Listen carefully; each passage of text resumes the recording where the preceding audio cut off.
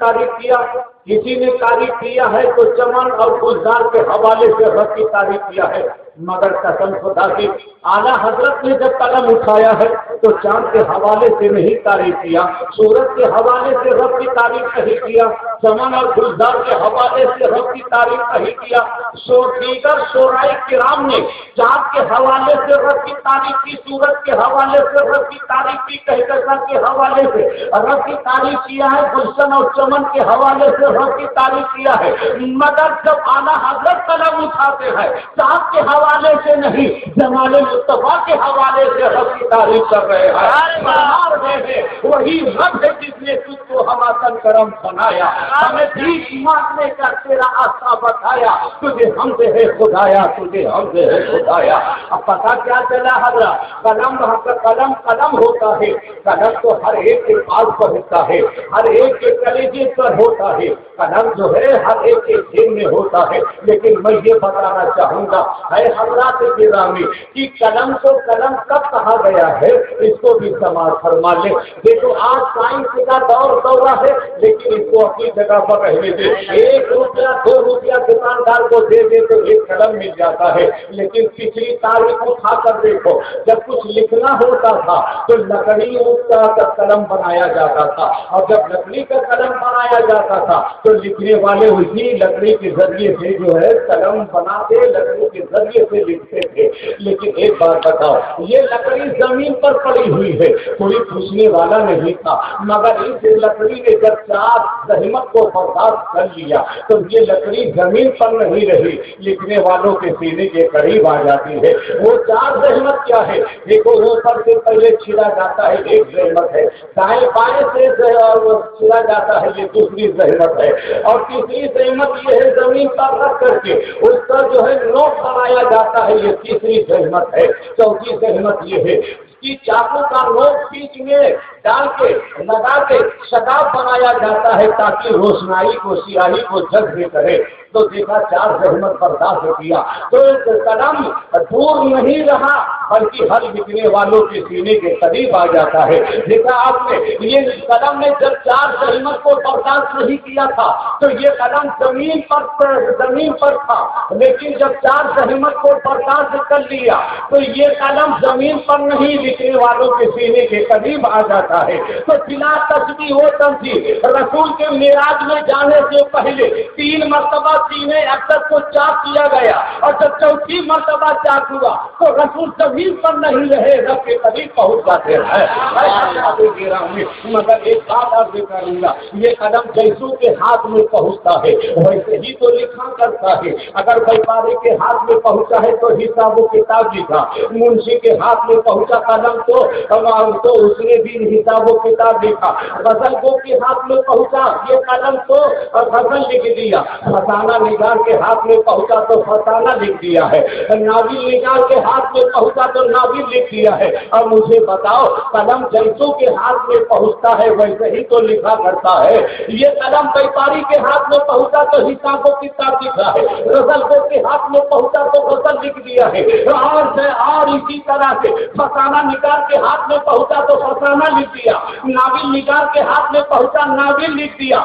مگر یہی قلم اشرف علی حسانوی کے ہاتھ میں پہنچا تو رسول کی شان میں گستاخی لکھ دیا، خلیل احمد الکشوی کے ہاتھ میں پہنچا رسول کی شان میں گستاخی لکھ دیا، اسماعیل کشوی کے ہاتھ میں پہنچا رسول کو اپنا بھائی لکھ دیا۔ یہی قلم تبلیغیوں کے ہاتھ میں پہنچا پیارے رسول کی شان میں گستاخی کر دیا، یہی قلم وہابیوں کے ہاتھ میں پہنچا تو رسول کی شان میں گستاخی لکھا، یہی قلم دیوبندیوں کے ہاتھ میں پہنچا تو رسول کی شان میں گستاخی لکھ دیا، یہی قلم نقشیوں کے ہاتھ میں پہنچا تو رسول کی شان میں گستاخی لکھ دیا۔ مگر یہی قلم اعلیٰ حضرت کے ہاتھ میں پہنچا تو اس کے رسول کا درجہ بڑھا دیا ہے، رسول کا درجہ بڑھا دیا۔ اللہ اکبر، یا رسول اللہ، زندہ آباد۔ محبت رسول کا دریا بہا دیا ہے، نبی کی محبت کا دریا بہا دیا ہے، نبی کے عشق کا دریا بہا دیا ہے۔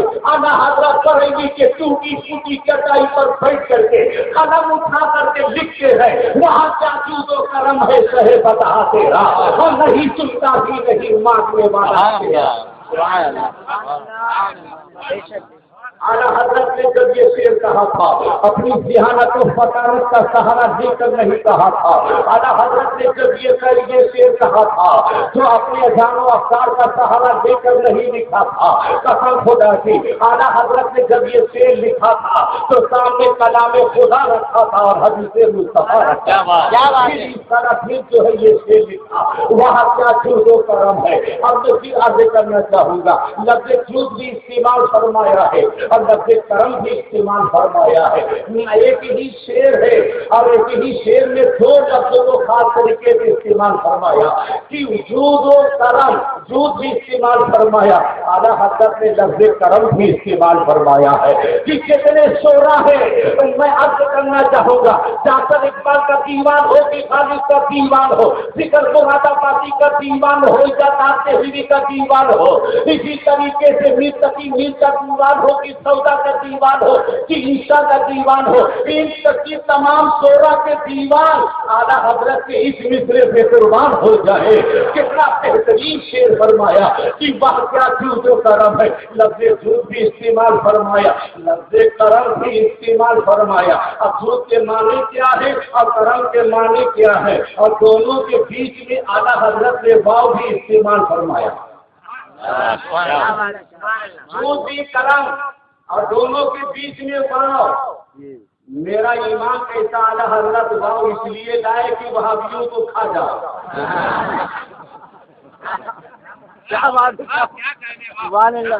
نہ دیکھو آؤ نہ دیکھو تاؤ، ان کم وقتوں کو سیدھے کھا جاؤ۔ جود و کرم، جود اور کرم کے بیچ میں واو، اس سے پتا چلتا ہے کرم کی منزل اور ہے، جود کی منزل اور ہے۔ اگر دونوں کا معنی ایک ہوتا تو دونوں کے بیچ میں واو بھی نہ ہوتا۔ واو جو ہے ایک جملے کو دوسرے جملے سے الگ کرنے کے لیے لایا جاتا ہے، زیادہ پتا یہ چلا ہے جود اور ہے کرم اور ہے۔ ہم آپ سے پوچھنا چاہتے ہیں کہ اے فکرت کے سنی مسلمانوں مجھے یہ بتاؤ، علامہ سید بصیر الدین علی رحمٰ نے جو اس کے رسول کا پیالہ پلایا تھا اسی کے حوالے سے پوچھنا چاہتا ہوں کہ جود کے معنی کیا ہے، کرم کے معنی کیا ہے۔ آپ جواب دیں یا نہ دیں، ہم آپ کے ہیں آپ ہمارے ہیں، ہمارا جواب آپ کا جواب، آپ کا جواب ہمارا ہی جواب ہوگا، اور نہ بھی جواب دے تو کوئی بات نہیں، پھر بھی ہمارا ہی بھرم ہے، ہمارا ہی بھرم ہے اور یہی ہمارا دھرم ہے۔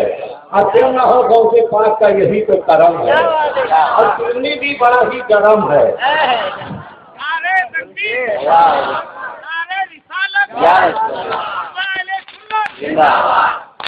اب تو جو اور کرم ہم کسی سے نہیں پوچھیں گے، کسی کے دروازے پہنچ کر ان لفظوں کی وضاحت کے لیے دستک نہیں دیں گے۔ ہم عالم تصورات میں اعلیٰ حضرت ہی کی دربار میں سوال کریں گے، اور ہم عالم تصورات میں دربار اعلیٰ حضرت میں تنہا نہیں پہنچیں گے، بلکہ ہم فکرت کے تمام سنی مسلمانوں کو ساتھ میں لے کے آج ہمیں تصورات میں اعلیٰ حضرت کے دربار میں عرض کرتے ہیں، حضور آپ نے ہدایت بخشش میں پہلے ہی کلام میں آپ نے جود بھی استعمال فرمایا ہے، کرم بھی استعمال فرمایا ہے۔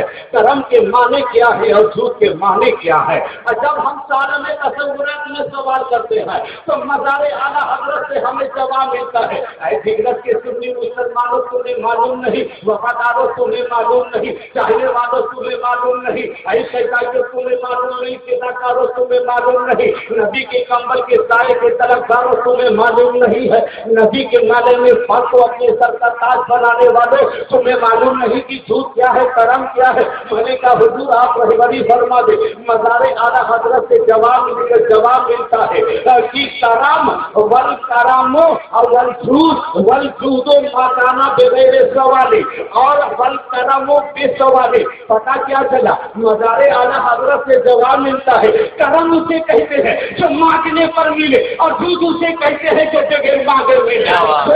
اعلیٰ حضرت فرماتے ہیں ہمارے نبی کا دربار وہ دربار ہے جو مانگنے پر تو ملتا ہی ہے مگر ہمارے آقا بغیر مانگے بھی عطا فرما دے.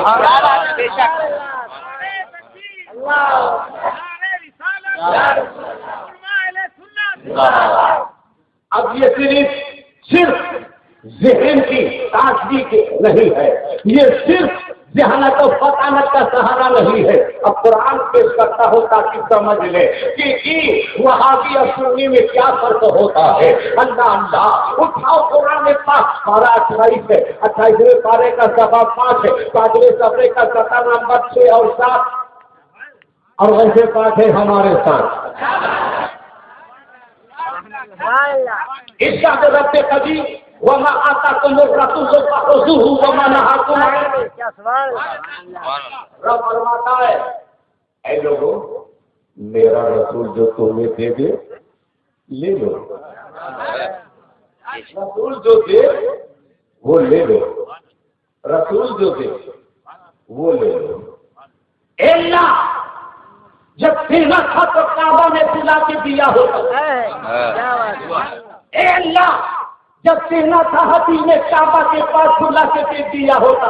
اے اللہ دینا تھا باب رحمت کے پاس بلا کے دیا ہوتا. اے اللہ دینا تھا تو میزاب رحمت کے پاس بلا کے دیا ہوتا. صفا مروہ کے بلا کے دیا ہوتا. عرفات و مینا میں بلا کے دیا ہوتا. مگر جب ربی میں رب دینا چاہا تو کعبہ میں نہیں بلایا, حتیم میں کعبہ کے پاس نہیں بلایا, میزاب رحمت کے پاس نہیں بلایا, باب رحمت کے پاس بلا کر رب نہیں بلایا, اور صفا مروہ کے پاس نہیں بلایا, عرفات و مینا میں نہیں بلایا, بلکہ اپنے محبوب کے آستانے پہ بلایا.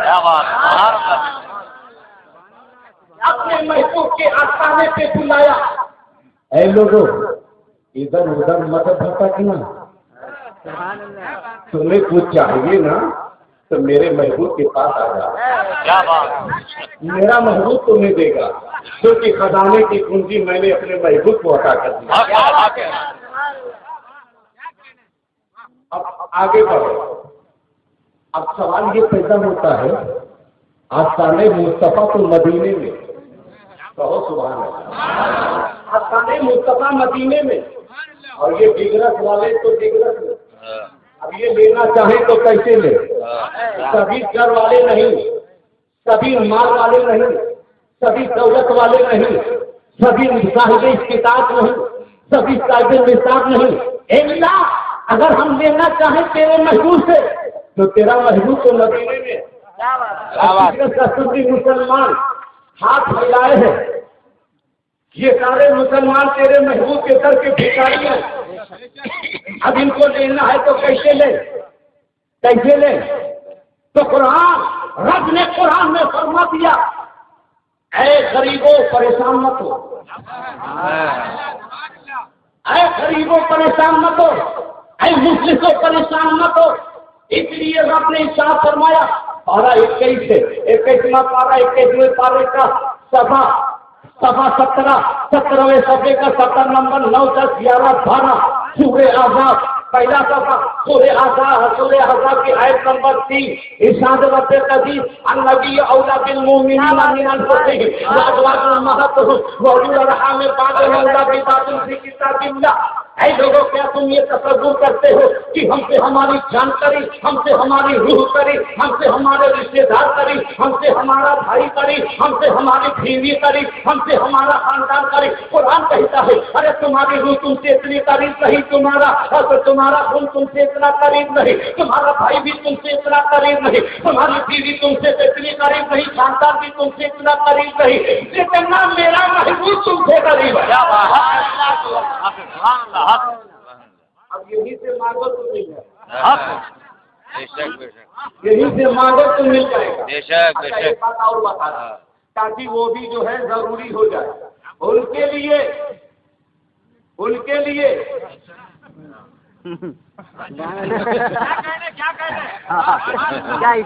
دماغ کے قریب ہونا ضروری. ان کے لیے اجتماع کے قریب ہونا ضروری، ہمارے لیے نبی کے قریب ہونا ضروری۔ اب دیکھیے انسان کے لیے زمین کا ہونا ضروری ہے کہ نہیں؟ آگ ہونا ضروری